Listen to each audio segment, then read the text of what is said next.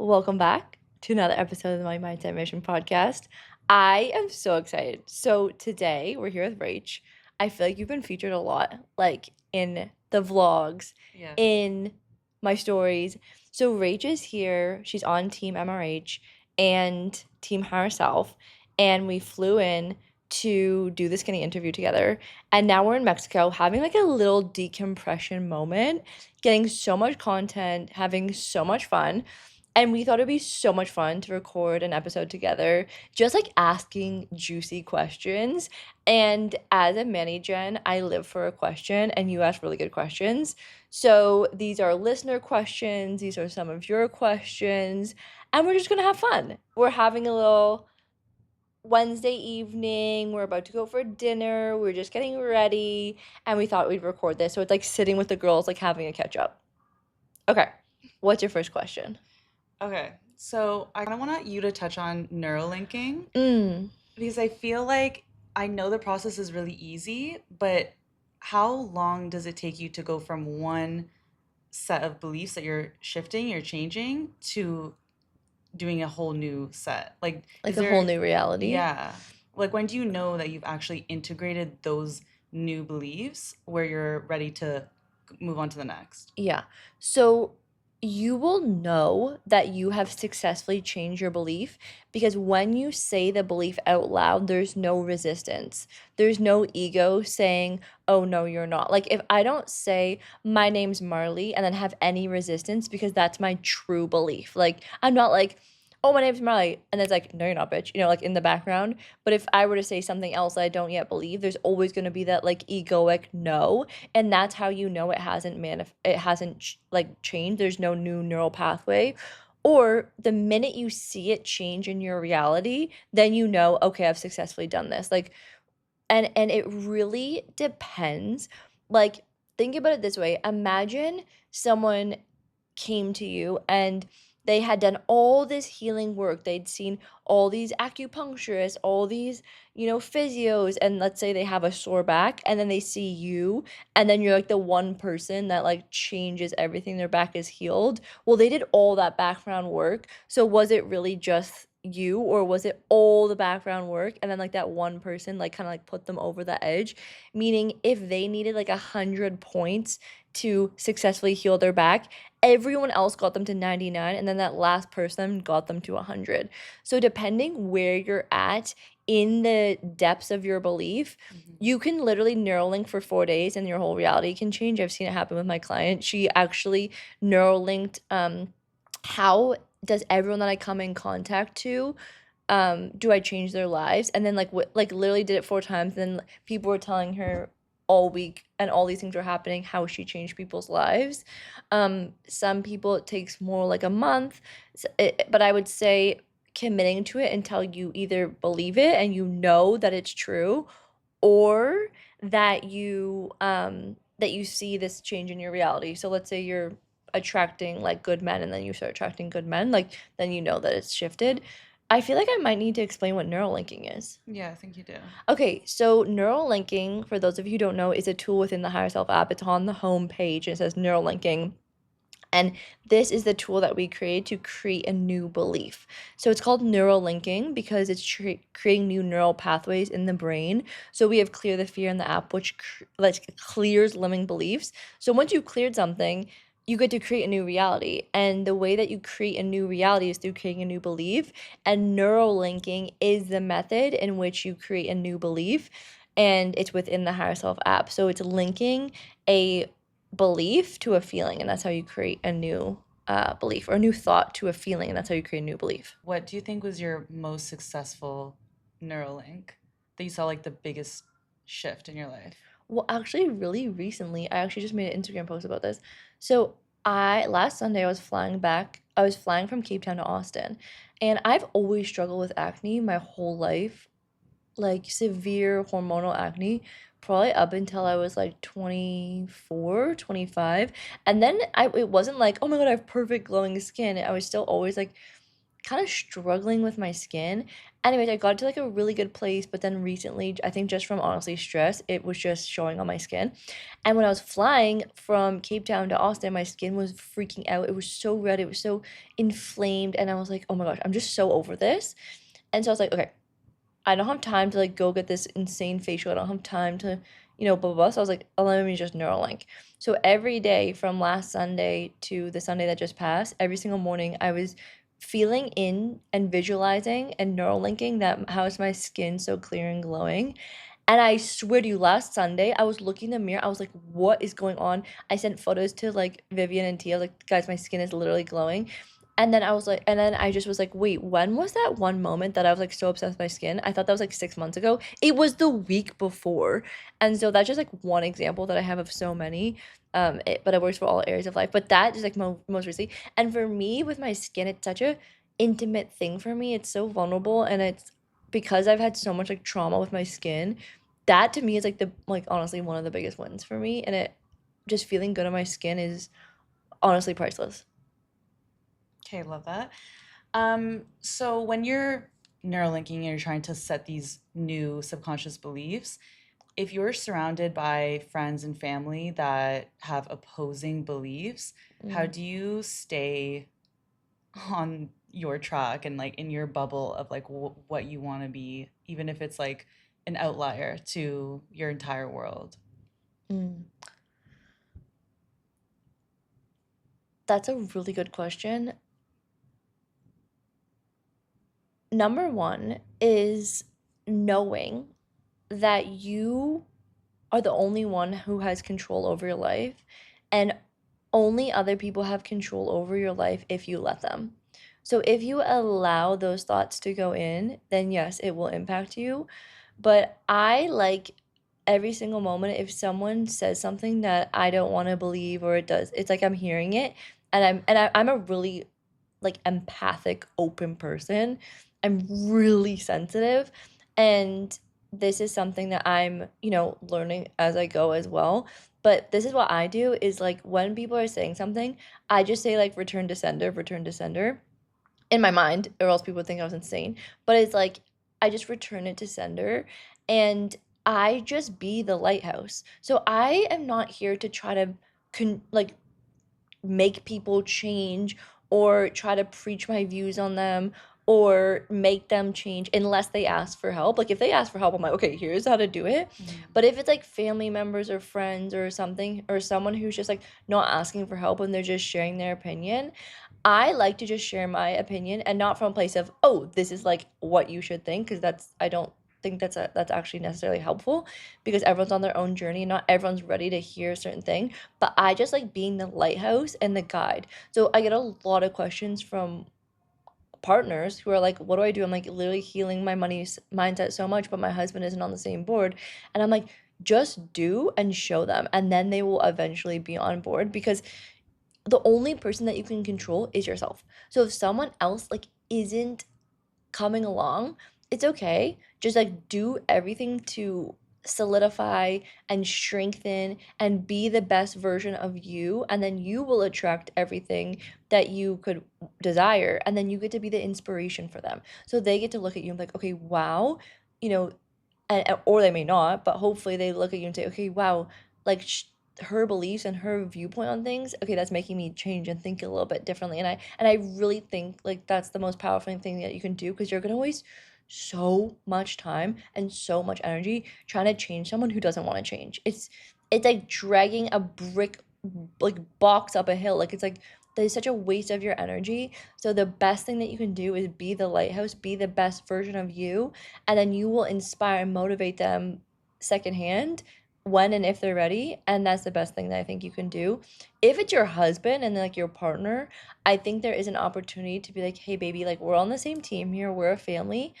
And if it's someone you deeply, deeply care about, like someone you're really close and really bonded to, I do think there's an opportunity to have like a family meeting and be like, listen, I'm noticing that this is how you're speaking. And what if we tried like speaking like this? And what if we tried just for like a month, just having this opportunity to commit to it? Let's say it's money. Like, what if we just for a month was like just committed to Marley's money challenge, or just like committed to like speaking so positively about money and just believing that anything was possible. And I want to set like a family rule, like this is the only way moving forward that we're going to speak about money, because that would mean so much to me, and I want to live this life with you. And if it's a man, if they know what it will provide for you, they will literally do anything. So if it's someone really close to you, I think there's an opportunity to set a boundary. If it's not like appropriate, I honestly just think be the lighthouse and stay in your lane and return any beliefs to sender, and just keep repeating like that is their belief, but I'm choosing a different reality. Mhm. I feel like this next question kind of goes off that one. When you're growing at such a fast pace, how do you handle your other friendships and relationships? Like, what if they're not catching up? What do you Mm. do? How do you know if they're going to come along with you? How do you deal with having to let go? When do you let go? I will Like, did you say deal with that a lot? yes, a lot. Um, and what I realized is I think relationships are in your life for a season, a reason, or a lifetime. Mm, And if you are ascending and noticing, I don't even want to say ascending, but like if you're changing, let's just say that. Because I don't want to imply that that you're higher than someone else, right? mm, Let's just say that you're changing and you're changing your beliefs, you're changing what you care about, what you value, and it's different. I believe that the people that are meant to be in your life will stay because you're bonded, and I believe in soul families. I believe that if people are meant to be in your life, they will, and they're always there to either teach you something, or they're meant to be there for a reason. And maybe we can talk about this because we actually talked about talking about the sisterhood wound, and I think that would be mhm, something, because I think no one talks about that, and I think we can definitely talk about that. But I have had to be really, honestly, like, I don't want to say cutthroat, but I want to say what I started doing is I started noticing the people that I hang out with. If I left and didn't feel elevated or lighter or good, and I would leave feeling bad, then I would just notice that I would distance myself from them. And it's nothing to do with them being bad or me being bad. It's like, it just energetically, if you think about like boyfriends, like you don't marry your first boyfriend. It's like they're at one point you two connected and then you didn't, and that's nothing's wrong with you, nothing's wrong with them. It's just like right time, right person, right energy. And if it's not an energetic match, it's like just understanding that if you're holding on to something that is an energetic match, it's not making space for the whole hell yes. And so I think, honestly, in my life I've gone through many seasons where honestly many people would fall away, and I think especially with traveling, like for example, I had this whole friendship group in Bali, and then I left Bali, like okay, and then I would move this place and then da, da, da, da. So it's like there's that, but then there's also like if you're just changing and then you notice you have different values than other people. I just got really comfortable with the fact that there's nothing, it's a very neutral energy, just like it would be if you were in love with someone, then you fell out of love with them. It doesn't mean anything's wrong with you or them. And just understanding that when someone falls away, it means that someone way better, way more exciting, and way more aligned is gonna fill the place. And that's always happened for me. Um, so what do? Is I really try to just be in my power and really try to know that my energy and everyone's energy is a luxury and is something not to be taken for granted, and that the people in your life, if they're in your life, like should be increasing your energy, and if they're not and they happen to fall away, it's fine. It just it does nothing bad about either of them.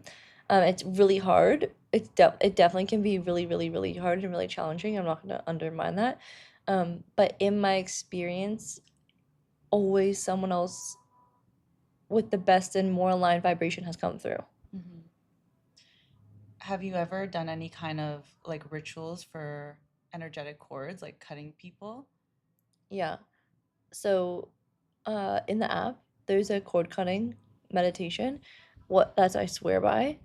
Um, you know what's like interesting? I find if someone's coming up in your mind a lot, in conversation in your mind, it's probably a sign you need to cord cut them if it's someone that you're no longer connected to. Okay, this person that we're talking about. Me thinking. Wait, have you cord cut them? No, I don't want to.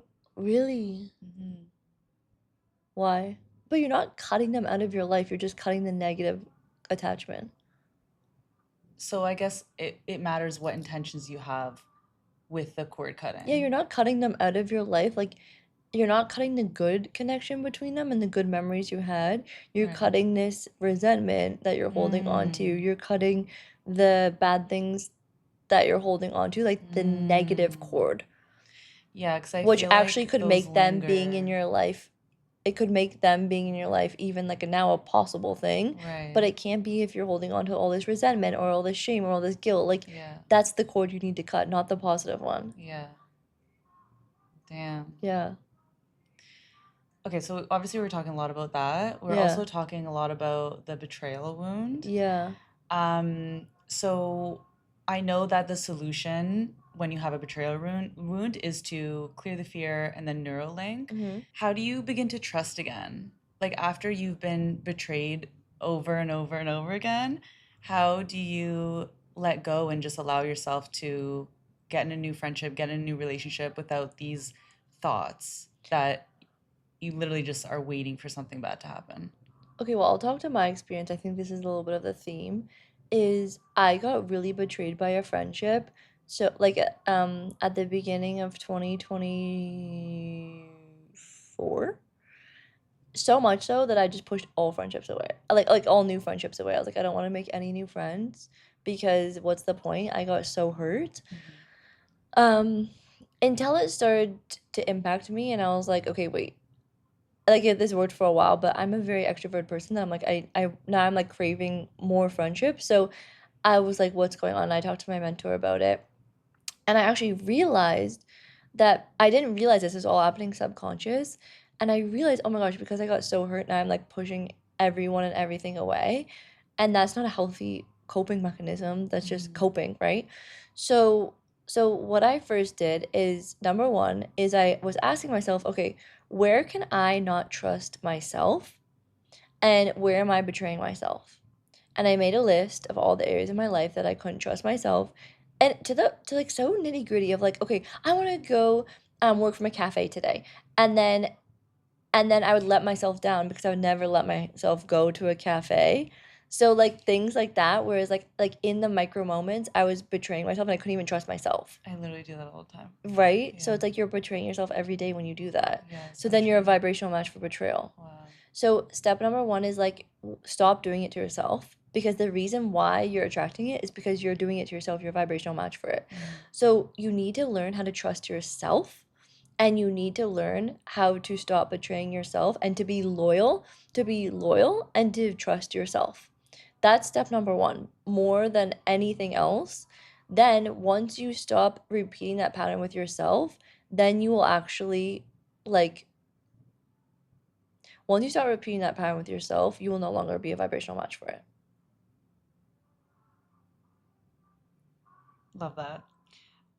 Okay, we're still in this like talking about relationships.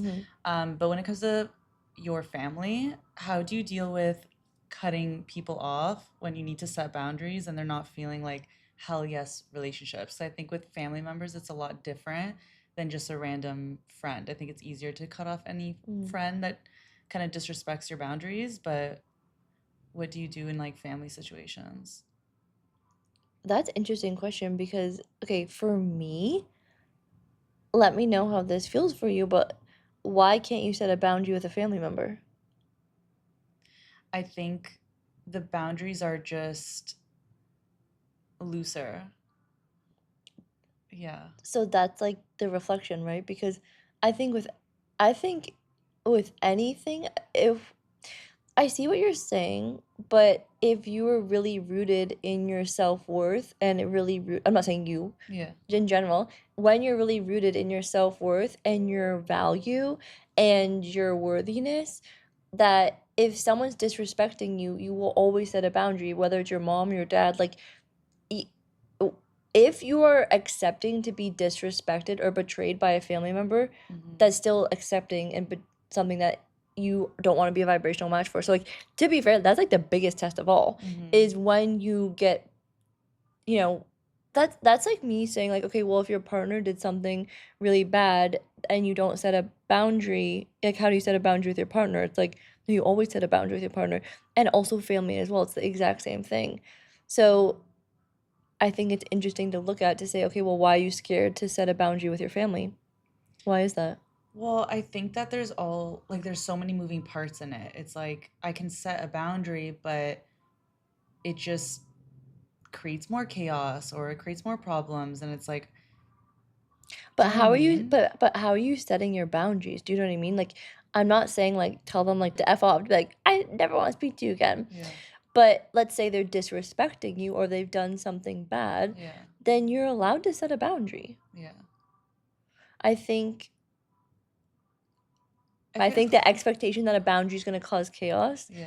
is not the right intention to go into setting a boundary. Yeah. It's like to create peace. Yeah. Boundaries are to create peace. Well, I have peace, Yeah. but I'm the bad guy.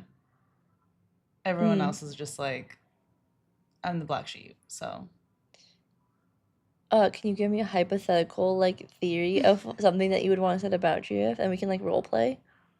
oh God. Okay. Um, I mean, honestly, if there's just not an alignment, like there's just not alignment in our personalities. Yeah. So I don't want to spend a lot of time with you, Mm-hmm. but you want to spend a lot of time with me. And so I'm trying to create distance, but that makes me selfish. So, what about compromising and meeting in the middle and like doing something that would be fun for the two of you, right? Like, hey, let's say they're reaching all the time to hang out and you just keep ghosting them. But, at the end of the day, let's say deep down you value family and you don't want to cut them out of your life. So then you compromise and you say, okay, like once a month, or what amount of time is okay for you to spend time with them, and you say, okay, while we're together, I'm just going to be present, and I set boundaries. You sandwich them, so you have plans before and you have plans after. It's not like this open invitation to hang out forever, and maybe you do like a walk or do something in nature that makes you happy as well. You're not sacrificing everything, or you bring them along with you, like, okay, you're going to this movie anyway, so they just like come with you, and you sandwich them, so it's not like they have this like open invitation for a whole day. And that's how I would set a boundary. Like, however feels good to you, adjust and pivot so that it feels good for you, so that they're getting their need met, you're getting your need met. You're not fully, ghosting them, but you're giving what they desire while you're still benefiting. That's what I would do. Okay. I feel like that's helpful. Okay, good. Now, let's talk relationships. You Okay. did get a question asking you how you handle conflict with you and T. Ooh, tea. And how do you stay in conscious partnership?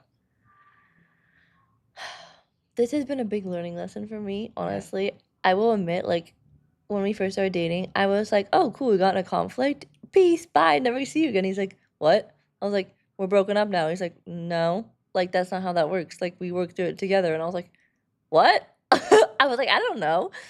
Honestly, I was really, I would say, like, kindergarten when it came to conflict. Now, I think cause my biggest fear was to be abandoned, so I was like, "Oh, we can't have conflict, and if we have conflict, You would run? I would either, yeah, I would run, or I would try to." But thankfully, he's very grounded, and actually, I would say he's very good at conflict. Like, I've never seen anything like it, really. It's taught me so much. Um, okay, I had a thought. Okay, yeah, so firstly, it's knowing, okay, he's not leaving, I'm not leaving, we're not leaving, we're working through this together. And I would say like the best, we're not perfect. But the best thing that I've ever done in terms of handling conflict, number one, is being self-regulated. If I'm dysregulated, conflict is like, it's just completely pointless. Number one, we have that. So really self-regulating and really just breathing with myself and being there for myself in conflict. Number two, I think the best thing that you can do is if you're in a spiral, is just to separate. Oh, I remember what I was gonna say. Is just to be like, okay, we're pausing on this. We love each other so much, and we're just gonna come back when we're both cooled down and we can talk about this like two like regulated humans.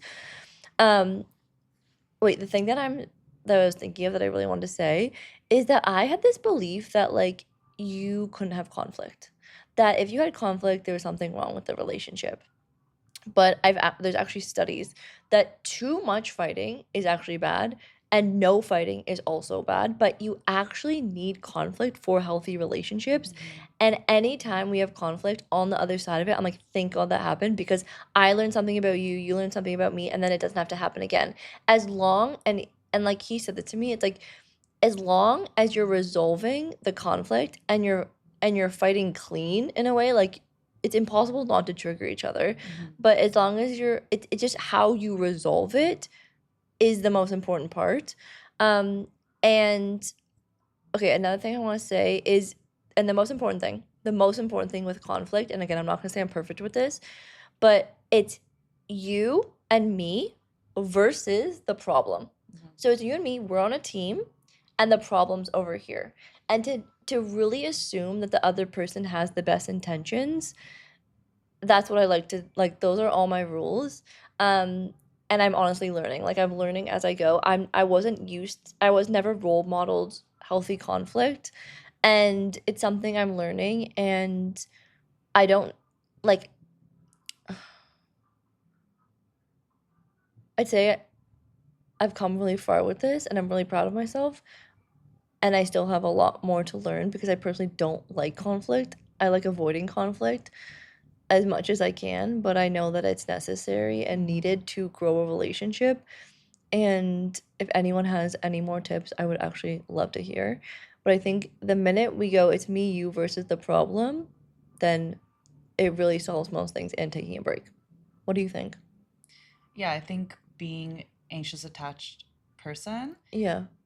to have that perspective and that trust with your partner that it's you two against this problem Mm-hmm.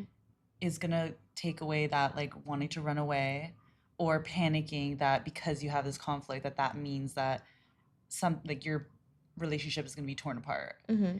And I fully agree. Like you need conflict in any relationship to grow, especially one that's that close. When it's like a partnership, you need to trigger each other because that's the whole point Literally. of life is to grow and evolve, and you need to be triggered constantly. And obviously there's levels to it. um, but when we're talking about conscious relationships, you're working on yourself at the same time. So if you're working What on, is a conscious relationship? I feel like a conscious relationship are two people that are self-aware and are doing the work. That's how I would see it. Do you think we could also like tie in like being emotionally intelligent? Yeah, Yeah. yeah, for sure. I think that's the biggest thing is like Mm-hmm. we're both emotionally intelligent people. We have emotional intelligence. Mm-hmm. And that probably covers like that helps skim off a lot. Totally. Well, because how can you argue with someone that isn't able to acknowledge their own faults too? Like you Right. need both of you to be able to take down your ego Hmm. and converse, Yeah, but that's not not easy. attack. That's not easy. Yeah. Because obviously, of course, and you know what? I think it's also really understanding the other person's triggers. Yeah.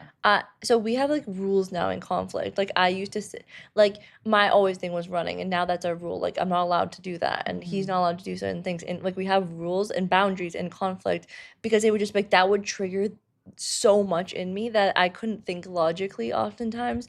So then conflict would escalate when it really didn't need to.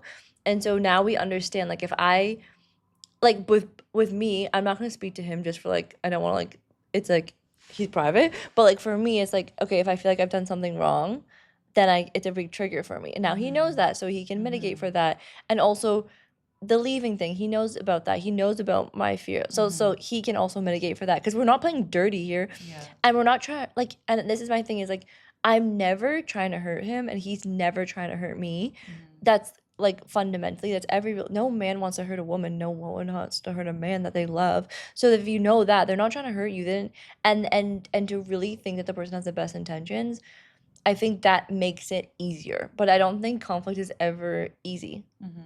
But I heard Gay Hendricks hasn't fought in like 40 years. That's a lie. Do you think? There's I no don't. way. He said we never fight. Like the last fight we Well, had was like 20 years, like 40 years ago. well, I feel like what do they consider a fight? You know what I mean? Like, Mm, is maybe just a conversation of a disagreement, not a fight to them. I think mm, that's okay. mm. You can sit down and have an adult conversation about this is how I feel, this is how I feel. Okay, how do we work through this? That could be possible. Wow. Yeah. Yeah, because he did a lot of work with relationship, and I like his relationship stuff. And I remember hearing him say, him and his partner, I'm forgetting her name right now, something Katie, Yeah. uh, they haven't fought in like 20 years. I was like, I wow. I do But they're super conscious. yeah, I do think that that's a thing. I've heard that too from people. I do think Wow. that's possible, but it's not like they're not having disagreements. And also, I think they've been married also for like 40 years. So at that point, you pretty much like know the other person, like the back of your hand, kind of Yeah. so so like what are you But even it de- conflicting but about? it depends on where you're at and with emotionally intelligent. Like if Right. it really depends because Yeah, you just could because. be married for 40 years and hate each other the same way you Yeah, they're were very fine. day Yeah, yeah, one. yeah, yeah, they're very fine. But when you were talking about knowing your partner, like knowing everything that happened in their childhood, knowing why they act the way that they do, so that you aren't taking things personally, Yeah. that also goes with your own evolution because there are a lot of partnerships that don't ever actually go into that layer in another person. Yeah, but they don't even dig into that themselves. So there's no way that they're going to sit there with their partner and share those things. They also there's people that haven't Whoa. connected the dots of like this happened to me, therefore that's why I act this way. Wow. You know, so if you don't even know it yourself, your partner's not going to know it. So then you go into conflict and the way that they're acting, you have no idea, you're taking it personally. Wow. Yeah. Okay, at the end of the We day, were kind of talking about that today a little yeah, yeah, bit. but at the end of the day, it's your inner child and my inner child Yeah. having a Yeah, conflict arm wrestling. at arm wrestling. And I think if you could understand it from that, it's like, oh, that's their inner child. Mhm. There's something about like understanding your oh, I remember what I was gonna say. Okay, for my girlies listening, the thing that changed my life the most was, and I think I told you about this, you need to read or watch the course Understanding Men by Alison Armstrong. It changed my life. It literally changed my life. And you know how I have like really positive beliefs Crazy. I have the most positive beliefs about men. Mind blowing. Yeah, like, and that's from that course because I Really? understand men. Yeah, you have to watch it. I think a lot of women need to undo a lot of their programming when it comes to men and the masculine. I've done a lot of healing work with men, and even with that, I'm stuck in between knowing that good men exist, but then hanging on to this reality of how a lot of men are in this world. I see what's happening in the planet, politics, and that knowing drags me down. And I think that this has really come up a lot on our trip because I see the way that you see men and how much you love men and how you're in this bubble of your experiences with men and they're so positive, which obviously means you're just going to be continuing to get positive experiences with men. That's going to validate those truths, those beliefs, which is exactly what you do with money and what you teach with money. It's to have these beliefs no matter what the outside world is also dealing with, because you can sit there and say, well, the economy is bad and this is happening and a lot of people are suffering, blah blah blah. But if you want to change your reality, you have to kind of get into your own bubble and figure out what kind of beliefs do you want that are going to give you the life that you want. And I think a lot of women need to, yeah, do a lot of healing and get into this bubble of knowing that good men exist. So, this is just basic neuroscience. So, your beliefs filter out this part of your brain called the reticular activating cortex. So, whatever you believe, you will filter to find. And so, when you believe in abundance, when you believe in good men, you find them. And it's actually so interesting because as I'm saying this, it's also even like a whole other layer of just frequency. When you are the vibration of a like whatever partner that you desire, so someone who, let's say, is committed and loyal and blah blah blah blah blah, whatever you're looking for, then you are a vibrational match for that, right? So I actually just like we could even narrow this down to vibration. So if you're vibrating at lack all the time and then want to manifest abundance, you like it's physically impossible. That would be like trying to cook a carrot cake with potatoes. Like you can't. You need the right ingredients to attract what you desire. And I've done also a lot of reprogramming around men and just being expanded by other women who have had like beautiful, loving beliefs and relationships, and me using them as kind of like my ingredients list of what I wanted to create. And then really just believing and repeating and just thinking how incredible men are, and I love men, and we meet like just all the time meet the most incredible men because believe men are so incredible. And yeah, don't get me wrong, like have I met men that aren't so incredible? Yes, but it's like I don't pay attention to them. We filter out what we don't believe and we Mm-hmm. filter out what we do believe. Mm-hmm. And so I still see those men, but they don't change my beliefs about men, right? And in the beginning when I was getting this money, I was just like delusional. Like if I believe, I was like, okay, I believe in abundance. I believe in abundance. And I was like, feeling the frequency of abundance, and then someone would say, no, I don't want to sign up with you. I wouldn't throw abundance out the window and be like, okay, abundance is a lie. I would just keep believing, okay, I believe in abundance. I believe in abundance. I would keep going. Like, no matter what happened in the external, I would still choose, because it's a choice, to believe in abundance and believe that men are good and believe. And, and when you believe it, you see it. Is it true all of the time? No.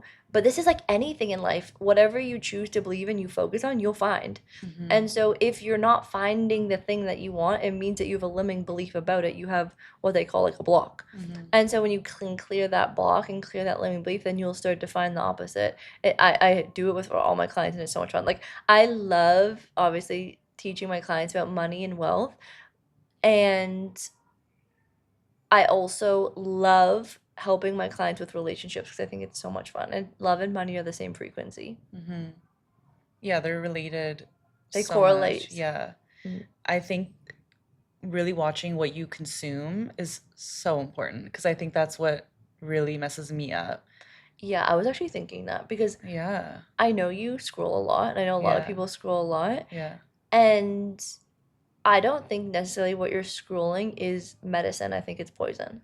Well, I fight with this feeling like I need to be informed. Mm. And what we've been talking about this and I've been trying to like heal this of me thinking that it makes me, I don't know, a better person because I'm like aware of all the horrible things that are happening in the world. Mm. So it's like, how do you balance wanting to be informed, but then is that even beneficial to you? Is being informed actually beneficial to you? Like, it isn't really the reality. It isn't because if you are wanting to be someone that creates happiness in the world and you want to change people's lives and elevate the consciousness, then you are actually helping the planet as a whole.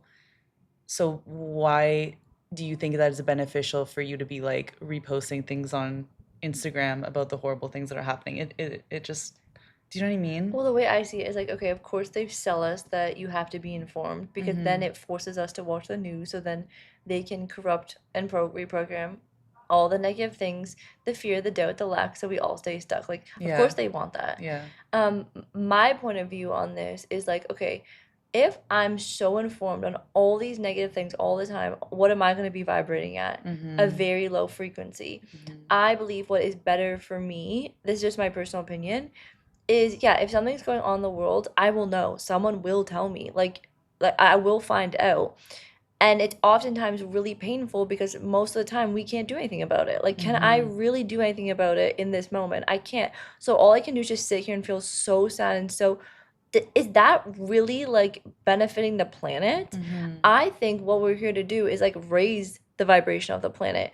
In order to do that, I need to be in my highest vibration. Mm-hmm. And so, in my opinion, the best thing that you can do is actually stay in your own lane and become your best version of you so Mm-hmm. that you can raise your own energy so that no matter where you go, you raise the energy of everyone around you, which raises the energy of the planet. Like, in my opinion, that is the best thing that you can do for the planet Mm-hmm. is raise your own energy because you don't know what happens when you go into a coffee shop and then you give a smile to the cashier and you're super nice to them. Then it's the ripple effect of being in your like best highest self because then you give a smile to the cashier and then they're super nice to another person, then they make the other person's day, and then they were like literally contemplating their lives, but then this one person gave them a smile and then they saved their life. Like, you don't know the ripple effect of your positive energy, and you also don't know the ripple effect of your negative energy, Mm-hmm. right? Energy cannot be created or destroyed, it's just transmuted. So when you can transmute positive energy, I really believe that's the best thing that you can do because if the vibration of the planet was it was at like, let's say 3 4 500% higher, none of any of that stuff that you're speaking about would occur, right? Because Mm-hmm. everyone would be so high and no one would need to do those things, no one would be a vibrational match for that. So in my personal opinion, the best thing that you can do is raise your own vibration and focus on you because that actually in turn will raise the vibration of the planet. Being informed, I don't know, for me I'm too sensitive. Like, it impacts me so much. I feel so sad about it and I feel so helpless because in where I'm sitting right now, can I actually go, for example, like let's say there's a mass shooting, like what, like, what am I going to go console the families? Sure, I can donate money, like, you know what I mean? Mm-hmm. Like I can feel so bad for them. Is that really how they want to people to feel for them? Like, I think that actually they would want people to now find justice and now find a way to solve that. Well, in my opinion, if we started healing from childhood, then Mm-hmm. these stuff wouldn't happen. Like, Mm-hmm. I think it's healing from the root and raising the vibration of the planet that is the most Mm-hmm. powerful thing we can do. Yeah, because technically, by you then now being in fear that, oh, you might be in a situation where you're going to be in a mass shooting, you're actually attracting more of those situations. It's like whenever we're in fear, we're actually attracting it. So we think that we're helping by posting everything that's happening in the world, but you're actually attracting more of that. So you're actually doing the opposite of what you need to be doing. Yeah. Yeah. So I know it's like a very touchy subject because people have like very strong opinions about this. Mm-hmm. But that's just my personal opinion. Yeah. I've never felt good after watching the news. Yeah, I agree. And I think that it just obviously creates a lot of division with people. And I've seen it in myself, like judge other people for having different opinions than me Mm-hmm. and just making assumptions on who they are as a person. And I could be completely wrong. But why am I even looking at someone else that way when I know that they're doing the same thing to me? I was thinking the same thought today. I was on my walk and I was thinking how I have a friend who has like completely different beliefs from me about it doesn't matter. Yeah. And I was like, and in my mind, I was like, oh, she's like, this is so wrong.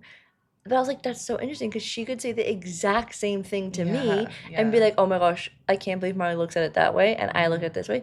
And so who's really right in this situation? There's no Mm-hmm. such thing. Mm-hmm. In her world, she's right. In my world, I believe and she has her beliefs. So both can coexist at the same time. We don't know there's no such thing as right. Like, it's just, like at one point they literally scientists put mercury into babies thinking that was the right thing to do, right? Like, Mm-hmm. we're always learning, we're always growing, and I could for the way I think be disproven. But right now, that's what I believe to be true, and right now, that's what she believes to be true. Mm-hmm. And so her truth becomes her reality, and my truth becomes my reality. So we're all just living in our own worlds with our own reality. And I think it's really difficult when you start to compare beliefs or make someone worse or better than your beliefs. I mean, that's what starts war. Mm-hmm. So it's like, I think the most powerful thing we can do is just stay in our own lane and stop judging others or trying to put your opinions on others. Like, that's their opinion. I mean, if it's, there's nuance that, like, obviously if someone's doing something, morally wrong, I think it's important for them to know that.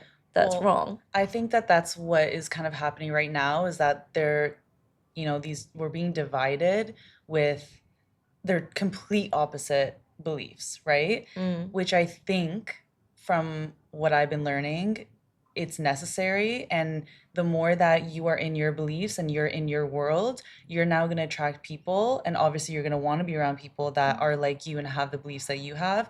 And then people that are on the other side are going to have their beliefs. And then they're going to be attracted to the people in the life that they are attracting. And then you have these two separate worlds. I know we were talking about it earlier about like 5D and all that, whatever.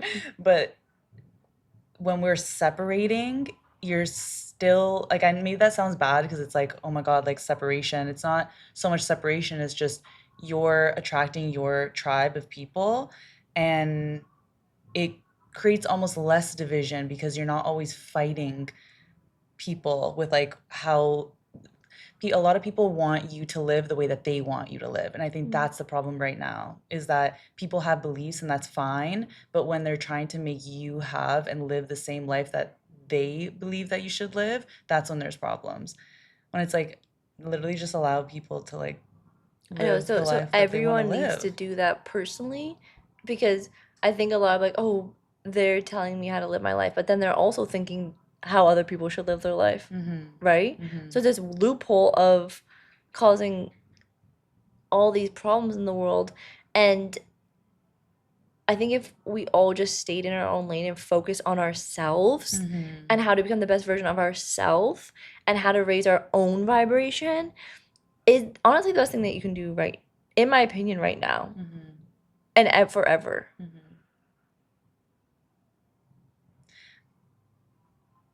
I think obviously the only thing that matters is the work that you do within. That's it. Because the work that you do within is going to be reflected in your outer reality, and that in itself is changing the entire world.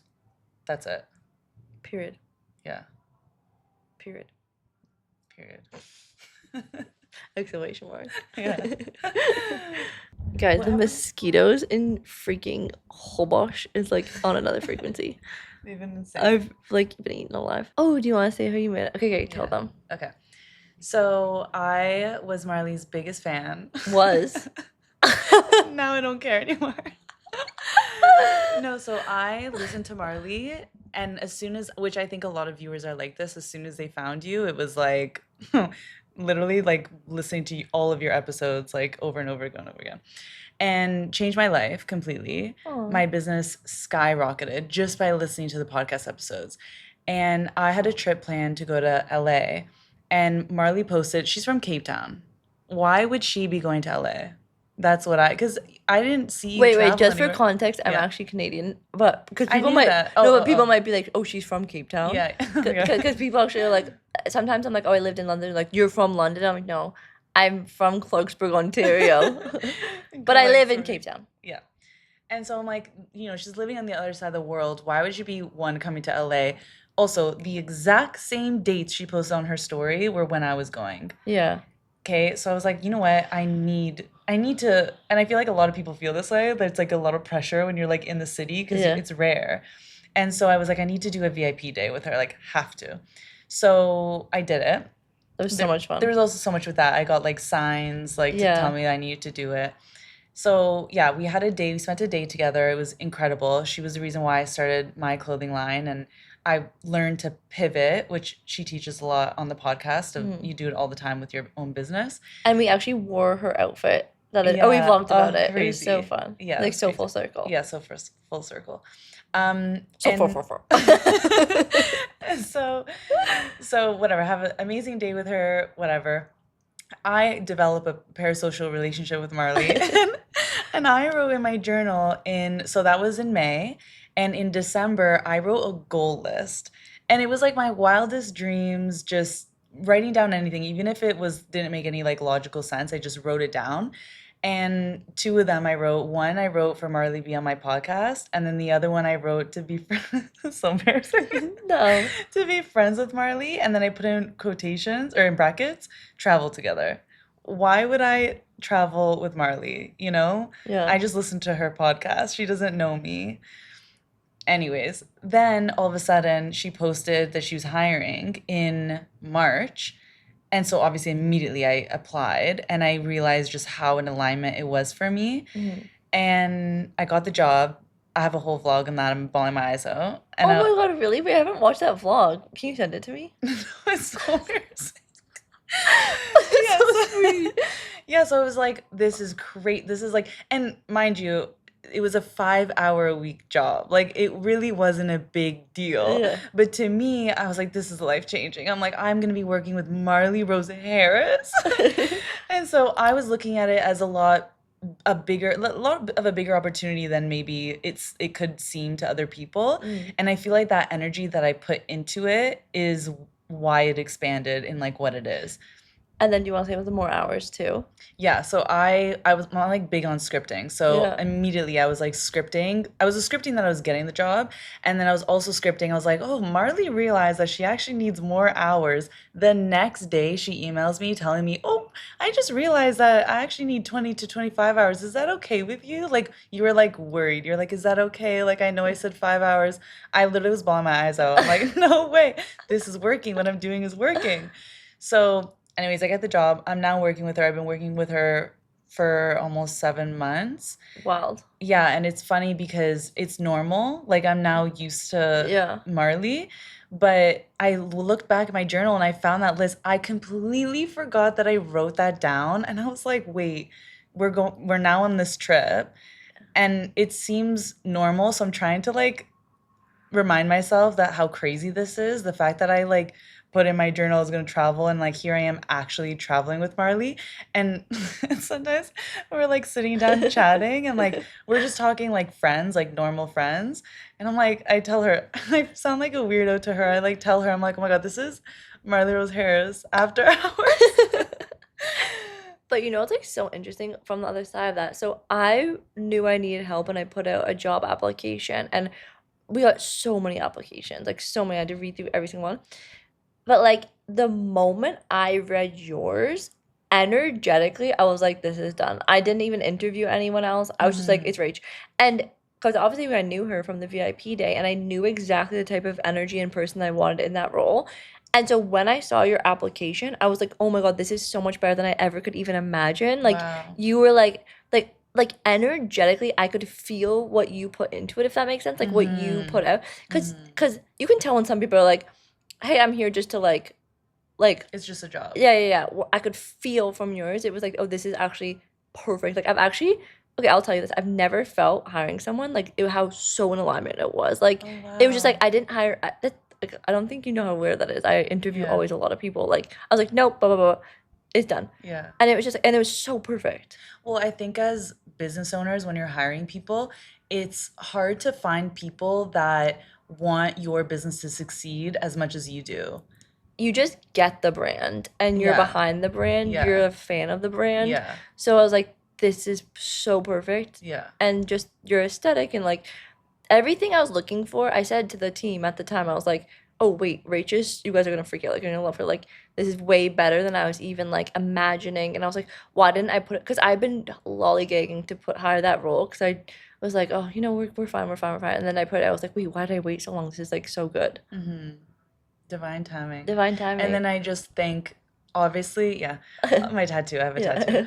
And I was like, obviously, the reason why I felt so drawn to Marley was, it must have, obviously, it was deeper than just I connected with her through her podcast. Like, I feel like it was deeper, Yeah. like it Yeah. feels like this was meant to happen. Yeah. We were meant to be. Well, don't in the pattern we have things that say that, right? Yeah, yeah. Hired Rach immediately. It's like, what's your pattern? Yeah, no. Immediately. Okay, thanks, guys. This is our longest episode, like, ever. Well, no, not ever, but, like, for a Yeah. long time. Yeah. I love, like, a quickie. But this was Mhm. so much fun. This went by in 2 seconds. If you're Mhm. watching the video, it went, like, literally, like, from, like, sunlight to darkness. Yeah, I hope sorry. it's still bright. Okay, I love you guys so much. Thank you, Rach, so much for coming on and joining me. This is, like, so much fun. Yeah, thank you for having me. This is an honor. Wait, didn't you also write this in your manifestation? Well, I wrote that you were gonna be on mine because I Oh. thought that would be like, Well, why haven't I been on it yet? well, this is gonna go on it. Oh, okay. But I was like, there's no way I'm gonna be on Marley's. That's too crazy. Really? Here I am. Dreams do come true. That is actually the lesson of this entire trip. Dreams come true. Dreams come true. But literally, Yeah. on so many different frequencies. Yeah. Yeah. That's beautiful. Hashtag dreams come true. Let's make sweaters. Yeah. Dreams come Come true. true. But like dreams come true. They do. They do if you believe it. Yeah. That's my whole thing. If you believe it and you never give up on it. That's it. That's all you need. Clear the fear. That's the only ingredients you Neuralink. need. Believe it. And how you do that is clear the fear and neurolinking. And then you never give up. Done. Anything is possible. Anything. We are unlimited beings. Wait, I'm gonna say something Unlimited. crazy on the podcast because I feel like I was always hinting at this getting confidential, so a lot of listeners are like, oh my god, like I know you've been talking. So do you wanna know my next goal that's like skinny confidential level? Wait, you're gonna say it? Yeah, do you know what it is? I told you. What? Okay, so my next goal that feels so insane, like me 8 years ago saying I'm gonna be on the skinny confidential, is making $1 million a month. Oh. Yeah.